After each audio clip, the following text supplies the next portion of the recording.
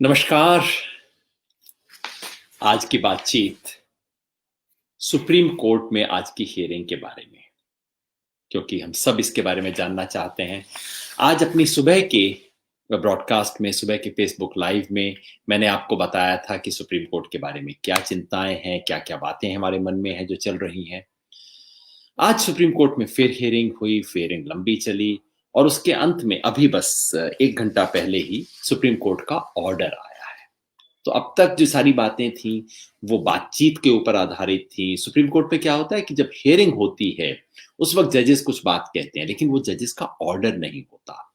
बाद में शाम को थोड़ी देर बाद जजेस का फॉर्मल ऑर्डर आता है और जो चीज इंप्लीमेंट होती है वो ऑर्डर है। जो उन्होंने बीच में बोला है वो डायलॉग है, उससे कोई फर्क नहीं पड़ता। ऑब्जर्वेशंस कहा जाता है। ऑब्जर्वेशन से सुप्रीम कोर्ट के माइंड का पता लगता है, लेकिन वो ऑपरेटिव ऑर्डर नहीं है, उसके आधार पे कुछ होता नहीं है। इसलिए मैं इंतजार कर रहा था। बाकी सब लोग सुप्रीम कोर्ट पे टिप्पणी कर रहे थे कि आज क्या हुआ। हम कई साथी इंतजार कर रहे थे कि एग्जैक्टली ऑर्डर में कहा क्या गया है। कुल मिला के मोटी खबर यह है कि ऑर्डर राहत देने वाला है। राहत क्यों? कोई किसानों को बहुत बड़ा कंसेशन मिल गया? नहीं, कोई बहुत बड़ा कंसेशन नहीं मिला है। राहत देने वाला इसलिए है कि जो चिंता थी, हम में से कई लोगों के मन में जो चिंता थी वो नहीं हुई। आपको ध्यान होगा सुबह मैंने क्या कहा था। मेरे मन में चिंता थी कि सुप्रीम कोर्ट के अंदर मामला जाएगा तो हो सकता है जैसे शाहीन बाग के केस में हुआ, एविक्शन के बारे में सुप्रीम कोर्ट कोई ऑर्डर कर दे कि आप छोड़िए, सड़क छोड़िए। इस तरह का कई बार कोर्ट्स इस तरह का रवैया लेते हैं, बहुत ही एक लीगलिस्ट, एक बहुत ही लॉ एंड ऑर्डर टाइप सा रवैया। अरे सड़कों पे क्यों खड़े हो, खाली करो। किस उद्देश्य के लिए आए हो, क्या दिक्कत है, इसके ऊपर विचार नहीं किया जाता। दूसरी चिंता ये थी कि कोर्ट की तरफ से जबरदस्ती सुलह सफाई की कोशिश होगी। बैठो बैठो, तुम्हारी बात नहीं बन रही, मैं तुम्हारी सुलह सफाई करवा रहा हूं, जो दरअसल कोर्ट का काम नहीं है। तीसरी चिंता ये थी कि कोर्ट ये लॉ किसानों के हक में है या नहीं है, इसके बारे में अपना एक ओपिनियन दे सकता है, जो दरअसल कोर्ट का काम नहीं है पॉलिसी के अंदर जाना। और कोर्ट ने पहले खुद भी अपने 2 जजमेंट्स के अंदर स्पष्ट किया है कि वो पॉलिसी में नहीं जाना चाहता। और चौथी चिंता ये थी कि जो असली सवाल सुप्रीम कोर्ट को अटेंड करना है वो सवाल सुप्रीम कोर्ट अभी अटेंड नहीं करेगा। यानी कि ये कानून कॉन्स्टिट्यूशनली करेक्ट है कि नहीं है, संवैधानिक है या नहीं, वो नहीं करेगा। तो अब के ऑर्डर के आधार पे हम देख सकते हैं कि हमारी चिंताएं कहां तक सही थी, कौन सी गलत थी। सबसे बड़ी राहत की बात यह है कि इस पूरी हियरिंग के बाद कोर्ट ने कहा है कि किसानों को हटाया नहीं जा सकता। बहुत स्पष्ट रूप से लिखा है। मैं ऑर्डर का वो एक पैरा पढ़ देता हूं जो कि रेलेवेंट है इस केस में। We clarify that this court will not interfere with the protest in question. हम स्पष्ट कर दें कि कोर्ट इस विरोध प्रदर्शन में दखलंदाजी नहीं करेगा। Indeed, the right to protest is part of a fundamental right and can, as a matter of fact, be exercised subject to public order. विरोध प्रदर्शन करने का अधिकार मौलिक अधिकार है और इसको पब्लिक ऑर्डर को जब तक चैलेंज ना किया जाए तब तक इसका एक्सरसाइज किया जा सकता है। There can certainly be no impediment in the exercise. There can certainly be no impediment in the exercise of such rights, as long as it is non-violent and does not result in damage to life and property of other citizens and is in accordance with law.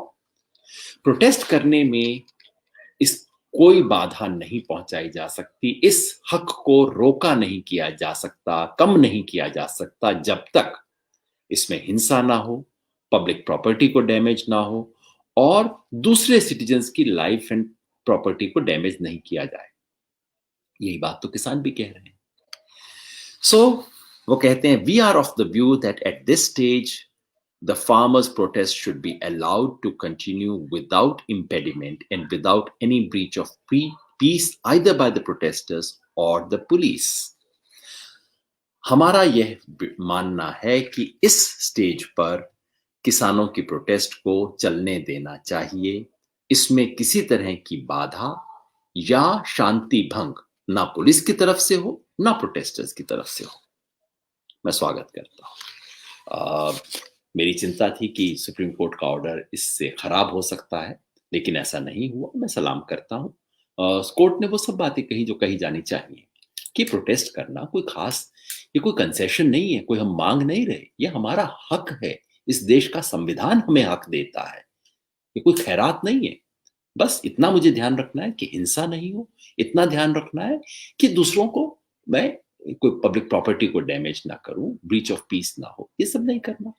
और ये आंदोलन इतना अद्भुत रहा है कि इस सब चीज़ के बावजूद इसके कि पुलिस ने रास्ते में आँसू गैस चलाई, पानी फेंका, गड्ढे खोदे, पत्थर लगाए, लेकिन आंदोलनकारियों की तरफ से जनता के विरुद्ध कोई हिंसा नहीं हुई, पुलिस के विरुद्ध कोई हिंसा नहीं हुई। इसलिए इस आंदोलन पे भरोसा करने का कारण है और ये एक सबसे बड़ा राहत की बात है। हालाँकि कोर्ट कहता है कि इसके बारे में ये सुनवाई बाद में हो सकती है बीच में। जैसा आपको पता होगा, कल से सुप्रीम कोर्ट की बेंच सुप्रीम कोर्ट में छुट्टी हो रही है, सर्दी की छुट्टी हो रही है और अब जनवरी के अंदर कोर्ट की मीटिंग होगी, कोर्ट दोबारा बैठेगा।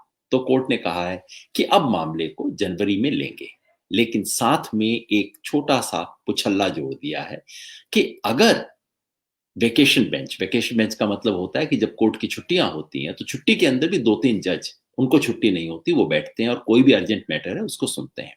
तो उन्होंने ये छोटा-सा रास्ता खोल दिया, एक पतली गली कि हाँ, अगर ज़रूरत हो तो वेकेशन बेंच के पास ले जा सकते हैं। लेकिन मोटा-मोटी बात ये है कि कोर्ट कह रहा है कि भई अब अगले 15 दिन तक इनको डिस्टर्ब मत करो। अच्छी खबर है, राहत की बात है। बाकी मुद्दों पे क्या है? ये जो ज़बरदस्ती सुलह सफाई वाली बात थी, उसके बारे में डर ये था कि कोर्ट बिना दूसरों को सुने कहीं अपनी तरफ से कमेटी बना देंगे और कहेंगे कि भई आप अब इसकी बात मानिए। फॉर्च्यूनेटली कोर्ट ने वो नहीं कहा है, कोर्ट ने बिल्कुल स्पष्ट रूप से रिकॉग्नाइज़ किया है कि कमेटी बनाएगा कोर्ट। मेरे मन में उसको लेके संदेह है। वो कोर्ट में कमेटी बनाना चाहते हैं, लेकिन उन्होंने कहा है कि ये कमेटी तभी बनेगी जब किसान संगठनों की राय ली जाए। इसके बारे में किसान संगठनों की राय पूछी जाएगी। तो वो कहते हैं, this may not be possible without hearing all the necessary parties.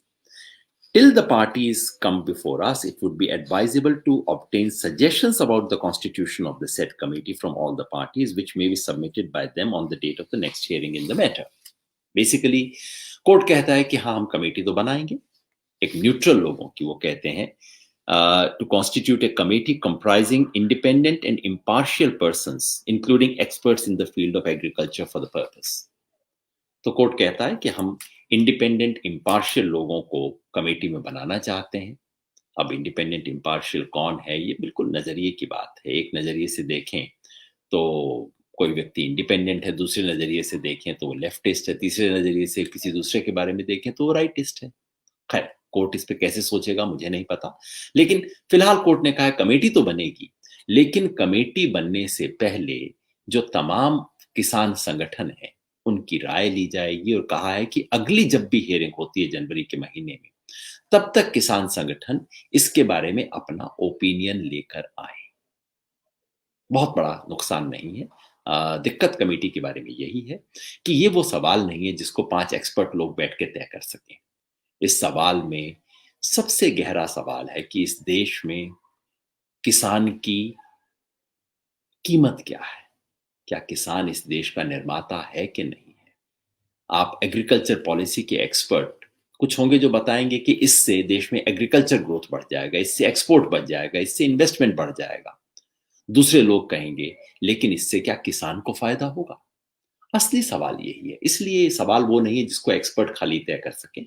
फिर भी कोर्ट कमेटी बनाना चाहता है, पर कम से कम इतना मान लिया है कि किसान संगठन अपनी राय इस पे देंगे और जब वो होगा तो किसान संगठन निश्चित अपनी राय देंगे और उस सब राय के बाद कोर्ट किस तरह से कमेटी बनाता है देखने की बात है। मेरी अपनी समझ है कि कोर्ट को कमेटी बनाने और इस तरह से कॉम्प्रोमाइज करवाने के मामले में नहीं उलझना चाहिए। बहुत समझदारी की बात नहीं रहेगी। तीसरा सवाल इससे जुड़ा था पॉलिसी का, कि क्या कोर्ट खुद इसके ऊपर ओपिनियन देना चाहता है कि ये कानून किसानों के हक में है या नहीं है। मैंने कल से बार बार कहा है कि कोर्ट को ऐसा नहीं करना चाहिए, क्योंकि खुद सुप्रीम कोर्ट 2 बार बोल चुका है कि भाई इन चीजों में हमें नहीं फंसना।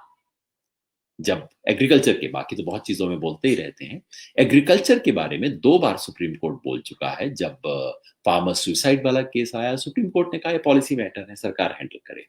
ड्राउट के अंदर जब हमने किसानों के लिए मुआवजा मांगा, कहा कि बैंक इंटरेस्ट इसमें मुलतवी करें, तो कोर्ट ने कहा ये एग्जीक्यूटिव मामले हैं, पॉलिसी मामले हैं, सरकार इसको तय करे। तो अगर तब कोर्ट का ये व्यू था, तो आज कोर्ट को अपना व्यू बदलना नहीं चाहिए। इसके बारे में कोर्ट ने अभी तक कोई टिप्पणी नहीं की है।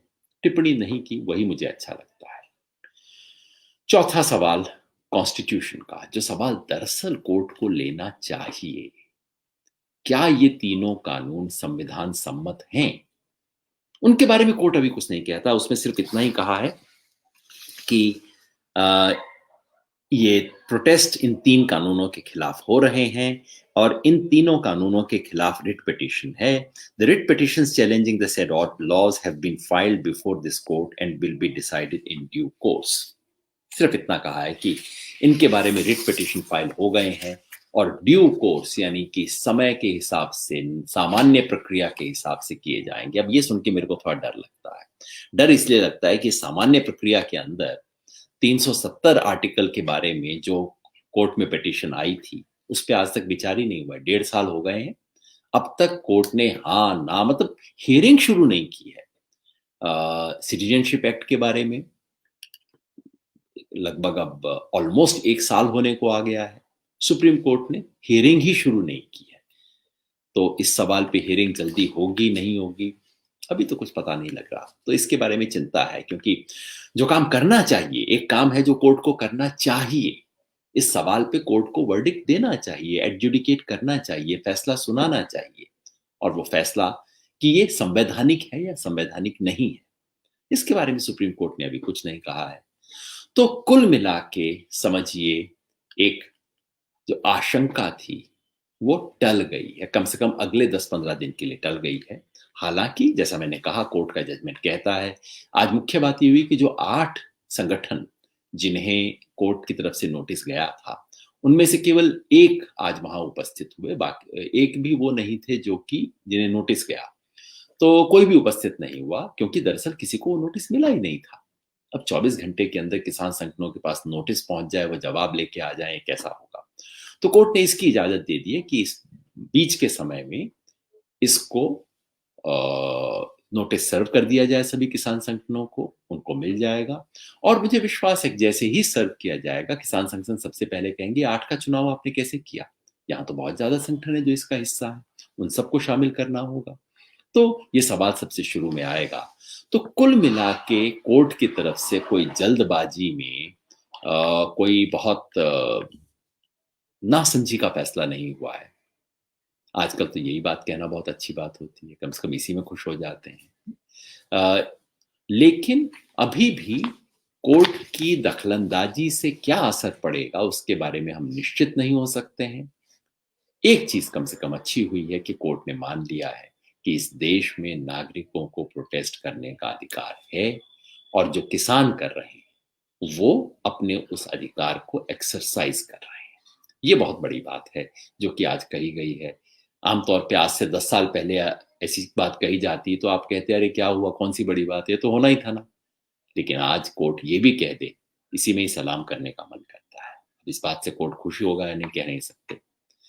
एक और चर्चा चलते चलते वो ये कि सरकार की तरफ से आज एक चिट्ठी जारी हुई है। कृषि मंत्री जी ने एक चिट्ठी लिखी है, वैसे 8 पेज की चिट्ठी है, लंबी चिट्ठी है। इस चिट्ठी में नया कुछ नहीं है। चिट्ठी मैंने पढ़ी, अभी 1 घंटा पहले चिट्ठी जारी हुई है ये कृषि मंत्री की तरफ से। शुरू बहुत प्यार से करते हैं, जैसा कि उनकी आदत है, अच्छा बोलते हैं। लेकिन आखिर तक आते आते वही आरोप, वही सब भाषा जो बीजेपी वाले कई दिनों से आपको गुमराह किया जा रहा है, स्वार्थी तत्व, ये लोग अपने आप को बुद्धिजीवी बना बताने वाले लोग, और ये इस इशारे पे उस इशारे पे वही वाली सारी भाषा के अंदर उतर आते हैं। 8 पेज की चिट्ठी है जो कुल मिला के बताती है इस देश के किसानों को कि आपके कितने भले में ये कानून है, आपको इससे क्या क्या फायदा होगा, विपक्ष का प्रोपेगेंडा कैसे गलत है। कल इसका व्यवस्थित रूप से जवाब दूंगा। कल की बातचीत में इस पूरी चिट्ठी के एक एक बिंदु की सच्चाई क्या है, उसके बारे में आपको रखेंगे। फिलहाल ऐसा लगता है कि ये सारा मामला सुप्रीम कोर्ट के जरिए, जो एक बार लग रहा था कि सुप्रीम कोर्ट के जरिए ये सब कुछ होगा, वो नहीं हो रहा है। चिंता क्यों थी? क्योंकि पहले दिन से स्पष्ट था कि ये जो पिटीशन आई है ये आई नहीं है, ये लाई गई है। इस पिटीशन के पीछे कुछ लोग हैं। और जब किसी गुमनाम से पिटिशनर की पिटीशन पे हरीश साल्वे खड़े हो जाए, हरीश साल्वे इस देश के सबसे महंगे वकीलों में से एक हैं, और जब वो खड़े हो जाएं तो स्पष्ट हो जाता है कि हाँ, हरीश साल्वे हैं, इसका मतलब कहीं ना कहीं आज की तारीख में बीजेपी का हाथ है इसके पीछे। और ये पता लगने के बाद सबके मन में शंका थी कि नहीं, ये तो सरकार इसमें कुछ खेल करवा रही है। वो खेल आज पूरा नहीं हुआ, बधाई हो। अगले 10-15 दिन, और मंत्री जी ने चिट्ठी लिखी है, उससे भी स्पष्ट है कि अब सरकार इसमें बदलने का कोई खास मन नहीं। तो कमर कस लीजिए, कम से कम अगले 10-15 दिन हालात ऐसे ही रहेंगे, दिल्ली और ठंडी होगी, और सरकार को शायद लगता है कि जैसे जैसे ठंड पड़ेगी ये किसान आंदोलन भी ठंडा हो जाएगा। लेकिन मैं जो देखता हूँ, जो आज दिन भर मैंने देखा, ठंड पड़ रही है लेकिन किसान का खून गर्म हो रहा है। इतने लोग आज दिन में मेरे पास, किसी का हैदराबाद से फोन आया कि मैं आपको ब्लैंकेट भेजना चाहती हूँ। मैंने कहा कैसे भेजेंगे, आपका कोई रिश्तेदार जानकार है? उन्होंने कहा नहीं, मैं कुरियर से भिजवा दूंगी, मैं अमेजोन से या किसी से, कह रही थी अमेजोन को मैं ऑर्डर कर दूंगी। मैंने कहा भैया हमारे पास तो एड्रेस नहीं है, वहां सड़क पे कैसे भिजवाएंगी? उन्होंने कहा नहीं, अमेजोन भेज देगा। मेरी फैमिली ने इस बार सोचा है कि हमें सबको, किसानों को के लिए कुछ जो हम साल के आखिर में करते थे, ज्यादा नहीं, कह रही थी 5 ब्लैंकेट भिजवाऊंगी आपको, सीधे अमेजोन से भिजवा दूंगी। एक मित्र ने मैसेज भेजा कि उनकी बिटिया से क्लास में पूछा जा रहा था कि क्रिसमस का गिफ्ट क्या चाहिए, और उनकी 6 साल की बेटी ने कहा कि बस मेरे को ये गिफ्ट चाहिए कि किसान जो चाहते हैं वो उन्हें मिल जाए और वो अपने घर शांति से जाए, अच्छा से रह सके। ये छोटी छोटी मिसाल है जो आपको बताती हैं। फरीदाबाद से एक संगठन ने कहा कि आप बताइए हम क्या भेज सकते हैं, हम आके परसों शनिवार तक हाथ में पकड़ा जाएंगे। और हमने जब कहा कि ब्लैंकेट चाहिए, तो एक सज्जन जिन्होंने 2-3 दिन पहले फेसबुक पे मैंने दिखाया था ना कि पानी चू रहा है, उन्होंने कहा मैंने वो फेसबुक लाइव देखा और मुझसे रहा नहीं गया, तो वो 40 ब्लैंकेट लेके आ गए शाम तक, अपने आप लेके आ गए, जो हमने गुजरात के सभी साथियों में बांट दिए। ये हो रहा है इस वक्त आंदोलन में। वैसे पंजाब वाले ब्लैंकेट तो लाए ही, साथ में पिन्नियां, पिन्नी पंजाब में लड्डू को, जो घर पे लड्डू बनाया जाता है वो होता है, वो भी लेके आए। ये इस आंदोलन का जज्बा है। शायद ये चिट्ठी लिखने वाले लोग ये नहीं जानते, बहुत वक्त से इनको आदत हो गई होगी ऐसे लोगों से डील करने की, जो सिर्फ कुर्सी किसी को दिखा दो, किसी को पैसा दिखा दो तो दुम हिलाने लग जाते हैं। शायद ये भूल गए हैं कि कुछ लोग कुर्सी, पैसा, लालच से खरीदे नहीं जा सकते। एक कौम इस देश में है जो रीढ़ की हड्डी खड़ी करके अपनी आवाज उठा सकती है, और वो कौम है किसान। आज की बात इतनी ही। कल आपके पास बातचीत करेंगे और इस चिट्ठी का पूरा सच आपके सामने कल मैं रखूंगा। शुक्रिया।